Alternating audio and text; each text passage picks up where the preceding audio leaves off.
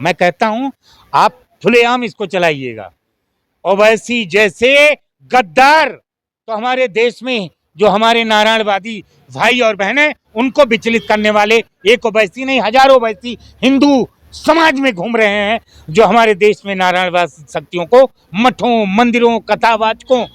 जो गणेश पूजा है, दुर्गा पूजा है, रामलीला है, लक्ष्मी पूजा है, उन समितियों जो नारायणवाद को हमारे आने वाली पीढ़ियों को संस्कार दे रहे हैं। बताइए, अगर नारायणवाद से आपका घर नहीं चलेगा तो आपका बेटा आपको बाप कैसे मानेगा? वो रावण युग लाना चाहते, वो कंस युग लाना चाहते, उस देश को रसातल में ले जाना चाहते हैं। इसलिए मैं धन्यवाद देता हूं विश्व के महान नारायणवादी, भारत के लोकप्रिय माननीय प्रधानमंत्री आदरणीय श्री नरेंद्र मोदी जी को, जिनके कुशल नेतृत्व में आज नारायणवाद पूरे विश्व में मजबूत हो रहा है। लेकिन नारायणवाद के लिए इस देश में सनातन को कोई खतरा अगर है इस देश के अंदर सबसे ज्यादा तो ममता बनर्जी से है, विपक्ष से है, और उनके नेता श्री राहुल गांधी, जो राहुल गांधी भारत के ही नहीं है। जिस भारत में राहुल गांधी के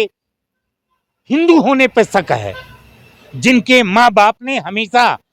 वक्फ बोर्ड की क्या जरूरत थी इस देश के अंदर, जब हिंदू मुसलमान का बंटवारा हो गया तो पाकिस्तान में वक्फ संपत्तियां होनी चाहिए, हिंदुस्तान में कैसी? ये देश के साथ गद्दारी थी। इस देश ने आजादी का जश्न और माहौल अगर देखा तो विश्व के महान नारायणवादी, भारत के लोकप्रिय माननीय प्रधानमंत्री आदरणीय श्री नरेंद्र मोदी जी के कुशल नेतृत्व में, जिन्होंने धारा 370 हटाया, इसके लिए उनको धन्यवाद। जिसने इस देश के अंदर वक्फ संशोधन बिल ला करके देश की मजबूती का रास्ता, और उससे हिंदुओं का नहीं, देश के गरीब मुसलमानों का भला होने वाला है। उस भलाई में अगर इस सरकार ने काम किया तो देश उनके साथ है। लेकिन देश के गद्दार और मक्कार नेता इस देश के अंदर धर्म और जाति के नाम पर इस देश की एकता अखंडता को तहस नहस करना चाहते हैं, सामाजिक हिंसा फैला देना चाहते हैं। ऐसे देशद्रोहियों को भारत में रहने का भी अधिकार नहीं, जो हमारे भारत की एकता अखंडता के लिए खतरा पैदा हो। ये विकास पुरुष पंडित नारायण दत्त तिवारी कांग्रेस पार्टी का जो निर्माण उन्होंने किया था, उस पार्टी को भारत निर्वाचन आयोग में अब राष्ट्रीय नारायणवादी विकास पार्टी का रूप दे दिया गया है। पूरे भारत में हमने जन जागरण अभियान के तहत पूरे देश के नारायणवादियों को राष्ट्रीय नारायणवादी विकास पार्टी में जोड़ने का काम किया है। अभी कल से मतलब 28 तक चलेगा पंडोखर धाम, पंडोखर सरकार, पंडोखर महोत्सव, जो हमारे पार्टी के राष्ट्रीय मार्गदर्शक मंडल के मुखिया हैं, विश्व के महान नारायणवादी हैं। पंडोखर सरकार परम पूज्य गुरुशरण जी महाराज की कृपा से हमने केंद्रीय पार्लियामेंट्री बोर्ड की बैठक बुलाई थी। उस बैठक में हमने प्रस्ताव पास किया कि पश्चिम बंगाल के मुख्यमंत्री को गिरफ्तार किया जाए, उनको बर्खास्त ही नहीं किया जाए, क्योंकि बर्खास्त अगर हम करते हैं तो ठीक है, लेकिन उस मुख्यमंत्री ने जो अन्याय, अत्याचार, अपराध, बलात्कार, आतंकवाद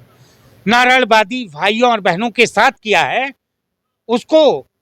इस देश ने देखा है। और देश में इस समय विश्व के महान नारायणवादी, भारत के लोकप्रिय माननीय प्रधानमंत्री आदरणीय श्री नरेंद्र मोदी जी के कुशल नेतृत्व में इस समय जो सरकार है, उस सरकार को बिना देरी किए हुए उस मुख्यमंत्री को बर्खास्त करके, जो पाकिस्तान जैसे हालात हमारे देश में नारायणवादियों के साथ की है, जो बांग्लादेश जैसे देश में नारायणवादियों के साथ हुआ, वही हमारे पश्चिम बंगाल में आज कश्मीर जैसे हालात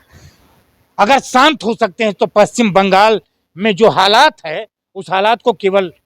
केंद्र सरकार ही बदल सकती है। देश के करोड़ों करोड़ों नारायणवादी भाइयों और बहनों की तरफ से मैं राष्ट्रीय नारायणवादी विकास पार्टी के लोगों की तरफ से मैं अपील करना चाहता हूं,